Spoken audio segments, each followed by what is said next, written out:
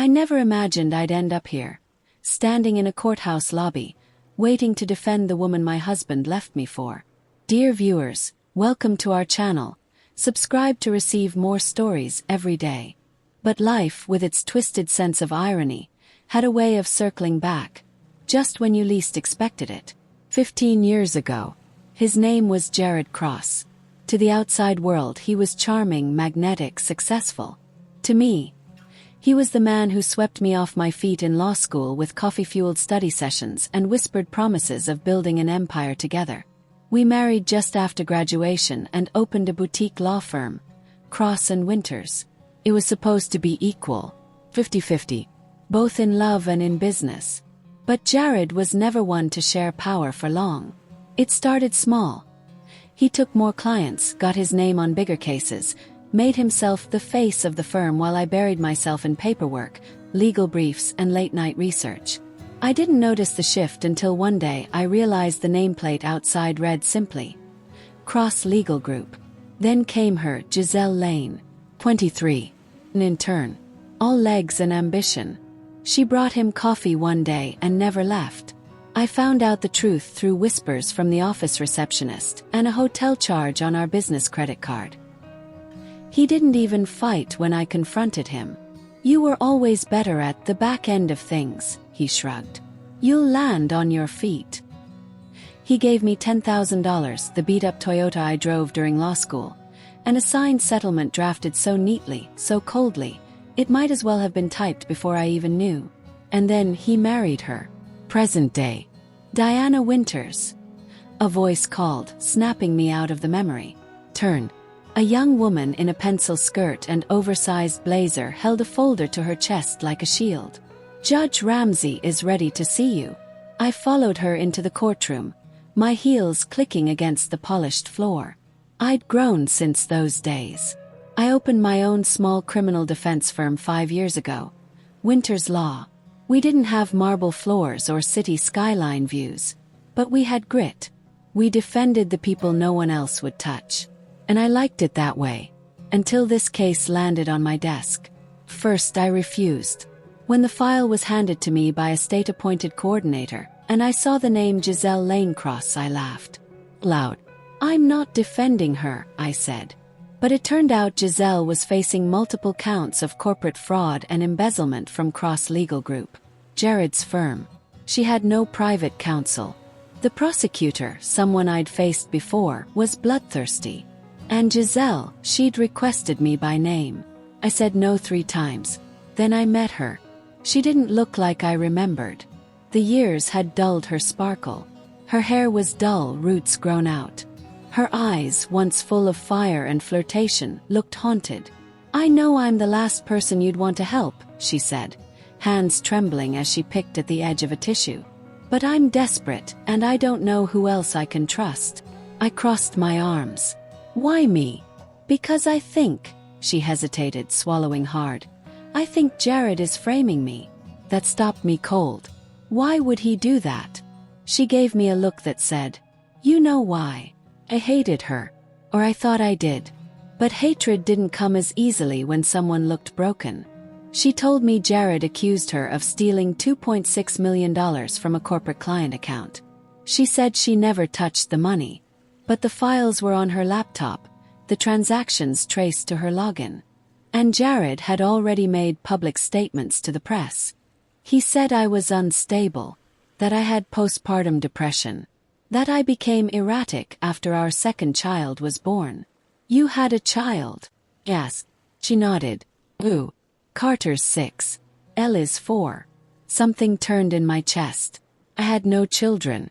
Jared never wanted any with me. He said it would ruin our momentum. And yet here he was with 2. And a lawsuit. I'll take the case, I said slowly. But if I find out you're lying to me, Giselle, I will bury you in court myself. I started digging. Her logins were used for the wire transfers, yes, but something was off. The activity occurred at times she was proven to be elsewhere. Doctor's appointments, therapy sessions, even at a spa Jared had gifted her for Mother's Day. More red flags appeared. Jared had filed for divorce just a week after the funds went missing. He'd already filed custody motions for full parental control. He'd painted Giselle in court documents as paranoid, erratic, and unfit. But here's what didn't make sense. Why not just divorce her? Why frame her? Why go nuclear? The answer came when I subpoenaed financials from Cross Legal Group. They just merged with a multinational firm. A clause in the merger stated that if any scandal involving top partners arose before finalization, the deal would collapse, and Jared would owe millions in personal penalties. He needed a scapegoat. "Tell me everything," I demanded at our next meeting. Giselle looked exhausted. He said if I just confessed, he'd let me keep custody. He'd make it all go away. But I didn't do anything, Diana. I swear on my kids. I studied her for a long time. Then I asked the one question I hadn't wanted to ask. "Did you ever suspect he did this before?" To me. She blinked. "No. I thought you were cold. That he left you because you were frigid and mean. That's what he told me." I felt heat rise in my chest. But I stayed calm. "And now, I think he's a monster." Jared strutted into the courtroom with his signature arrogance. Tailored suit. Expensive watch. The same smug look I'd last seen when he handed me our divorce papers. He barely looked at me as he sat across the aisle. But I saw the flicker, the one in his jaw when he realized I would be cross-examining him. The trial began. The prosecution presented a compelling story. A desperate woman, addicted to online shopping and prescription pills, funneling money from clients into offshore accounts. They had bank statements, metadata, login records. It looked bad. But the truth, it was buried under too much polish. Too much convenience. Halfway through the week, I got a late-night call from an IT specialist I'd hired off the record. He found something odd. Giselle's login had been used from multiple IP addresses simultaneously. That's not possible, unless the login credentials were cloned, which meant someone inside the firm, possibly Jared himself, was manipulating access remotely. We subpoenaed the firm's server records. What we found changed everything. The moment the subpoenaed server records landed in my inbox, I knew the case had just changed. The firm's network logs showed that Giselle's credentials had been accessed from a static IP registered to the office network, but also from a remote desktop protocol, from a device registered under a user account named J.Crossengelman. It was subtle, almost too perfect, but it was there. Someone had mirrored her desktop using backdoor access. They had planted the wire instructions and manipulated the logs to make it look like she had acted alone. Jared's fingerprints were all over it. I sat in my office staring at the evidence for over an hour. If I presented this in court, I could destroy him. I could humiliate the man who took everything from me. My firm, my confidence, my marriage. But it also meant defending the woman he left me for. A woman who once laughed behind my back, who used to wear my heels around the office like trophies, who once told a colleague I was too boring to be the wife of someone like Jared. And yet here she was, broken. And here I was, holding the knife. I didn't tell Giselle right away. Instead, I focused on shoring up the chain of custody around the evidence. I contacted a digital forensics expert to validate the timestamps. I got sworn affidavits from the IT technician. I requested Jared's personal emails through court order under the suspicion of internal corruption. 2 days later, I received a single forwarded thread. It was addressed to a junior associate. The subject line: Re-disposal plan. Inside, Jared had typed, "Push her into a plea. She's not smart enough to connect the dots. If she cracks, we pin it on her mental health and wrap this before the merger signs." It was damning. It was also personal. When I finally presented the new evidence in court, the air in the room shifted. I began with the logs, methodically explaining how Giselle's user account had been cloned and used remotely. The opposing counsel objected repeatedly, but Judge Ramsey, stern and fair, allowed it. Then I submitted the email chain. Jared's face drained of color. The judge raised his brow, flipping through the printed exhibits. "Mr. Cross, do you deny this is your email?" Jared stood up, hand tugging at his tie. Your Honor, I believe this is taken out of context. Save it for the cross, the judge said coldly. Counsel, continue. I turned back to the jury. Giselle Lanecross was never the thief, I said. She was the fall girl, a woman groomed to be useful, then discarded the moment she became inconvenient. Jared took the stand the next day. He smirked at me as he raised his hand to swear the oath. That old smugness hadn't left him yet. But it cracked the moment I started in on the IP logs. You claim you never accessed her laptop remotely. No. You claim you didn't send this email. That was taken out of context. Then you won't mind if we bring in your firm's cybersecurity director to testify under oath that these logs show your login credentials, J. Crossenman, were used during the alleged fraud sessions? Objection. Sustained. Pause. Then I changed tactics. Do you remember how we used to work, Jared? You'd schmooze the clients, and I'd do the late-night briefs. You took the credit. I kept the secrets. His jaw flexed. What does that have to do with anything? Everything. I looked straight at him. Because I know how you cover your tracks. And this time you got sloppy. He cracked. Not in words but in posture. Shoulders tense. Hands clenched. Jury locked in. The man who once stood over me, smiling as he stole everything, was now under oath, crumbling. That evening, a reporter caught wind of the trial bombshell and leaked the story online. The merger Jared had been counting on. It fell apart within 48 hours. Docs Tank, Cross Legal Group's board issued a public statement of non-involvement and began internal review. And just like that, the empire he built, on my back on Giselle's image, started to collapse. But I didn't feel the victory yet. Felt hollow. When I walked into the holding room, Giselle was pacing. You looked like a lioness in court, she said. Jared's terrified. I folded my arms. Did you know any of this? What? No, of course not. I studied her. Not even a hint. Not even when he asked you to sign those parental agreements. Or when he tried to send you to that recovery center in Arizona. He froze. You know about that? Don't lie to me, Giselle. I'm the only one left on your side. She sat slowly, rubbing her temples. I didn't want to believe it. He was so convincing. I thought he was protecting me. I was so tired all the time. Kids, the firm. I didn't think he'd turn on me. Diana. Why are you really helping me? I didn't know how to answer her. First it had been revenge. But now I wasn't sure. Just when we thought the worst had passed, the prosecution pulled a surprise witness, Brett Connolly, a junior partner at Cross Legal Group. He claimed he'd helped Giselle with her wire transfers, that she confessed everything to him in confidence, that he witnessed her log into the firm accounts. I was blindsided. And Giselle looked like she'd been shot. I never said that to him, she whispered to me. I swear. The judge allowed a continuance to investigate the new testimony. I dug hard, and what I found made my stomach turn. Brett's bank account had a $40,000 deposit from a holding company tied to Jared.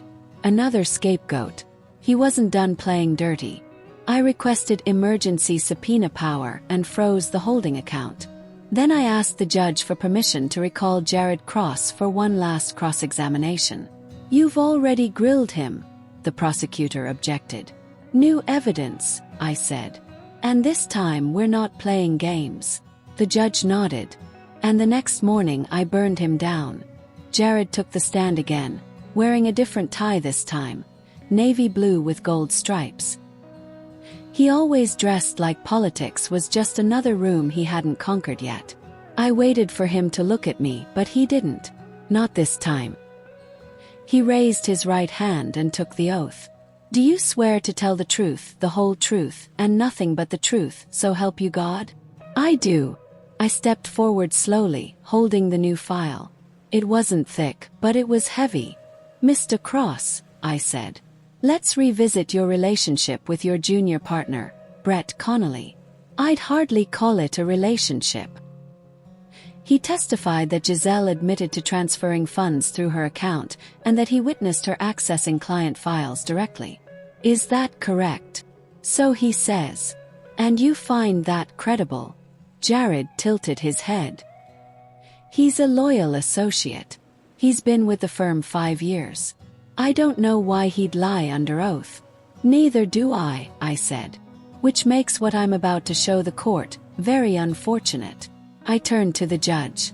Your Honor, this is a certified bank statement from East Shore Holdings, LLC, an entity registered under a proxy out of Delaware, which received a $40,000 deposit 3 days before Mr. Connolly testified. The sender was Blackbridge Trust.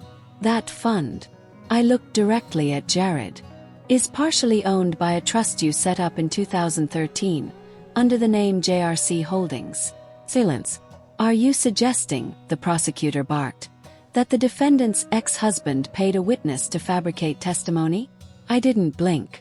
No, I'm not suggesting it. I'm proving it. The judge glanced through the exhibit packet, then looked at Jared over his glasses. Mr. Cross, are you prepared to explain this transaction? Jared fumbled. That has nothing to do with this case. Do you deny that the account belongs to a holding trust you control? He didn't answer. I'll remind you, Mr. Cross, Judge Ramsey said coolly. You are under oath. Jared's lawyer asked for a recess. The judge denied it. I could feel the jury watching Jared unravel in real time. There was no rescue this time. No charisma could fix what money had exposed. The prosecutor, now visibly uncomfortable, stood and requested a sidebar. When it ended, he returned looking more like someone who'd just been served a subpoena than someone prosecuting a fraud case. I move to withdraw the charges against the defendant, he announced, pending further investigation into witness credibility and potential misconduct involving a key party. There was a rustle of shock through the gallery. I turned to Giselle. Her eyes filled with tears, but she didn't cry. She just nodded like she finally understood that what she was feeling was not gratitude. It was relief. The judge looked at her. You're free to go, Mrs. Lane. The courtroom slowly began to empty. Jared remained seated at the witness stand, his lawyer hissing furiously in his ear. He didn't move. He looked like a man watching a wreck in slow motion and realizing he was the one behind the wheel. Outside the courthouse, the press was already forming a wall of microphones. Giselle stopped walking and grabbed my hand. I don't know how to thank you, she said. You don't have to. But why did you do it? It was a fair question. I didn't do it for you, I said. I did it because someone had to. Because he thought he could keep doing this to women and walk away with everything. She gave a small nod. I think I believed that too. Until today. I walked away before the cameras could catch me. I had no interest in making headlines. Not for this. This wasn't about revenge. This was about something else entirely. Later that week, a state ethics committee launched a formal investigation into Jared's conduct. Conspiracy to obstruct justice, witness tampering, perjury, financial fraud. They froze his assets pending review. He was suspended from practicing law indefinitely. The firm was dissolved in under 2 months. I didn't go to the hearings. I didn't need to. Had my own firm. I had a line out the door of people who wanted me to defend them. I had peace. Not the kind that comes with winning, but the kind that comes from knowing you stood your ground, even when it was personal. Especially when it was personal. 6 weeks later, a letter arrived at my office. It was written in tight, careful cursive. Thank you for believing me when I didn't even believe myself. I'm moving with the kids to Seattle. Starting over. I hope you're doing the same. Giselle. I folded it once, neatly, and tucked it into my drawer. I didn't need anything from her. But the silence that followed was the loudest justice I'd ever heard. Dear viewers, thank you for watching. If you like this story, please subscribe to our channel to receive more stories every day. Share with us what you think of this story and tell us where you're watching from.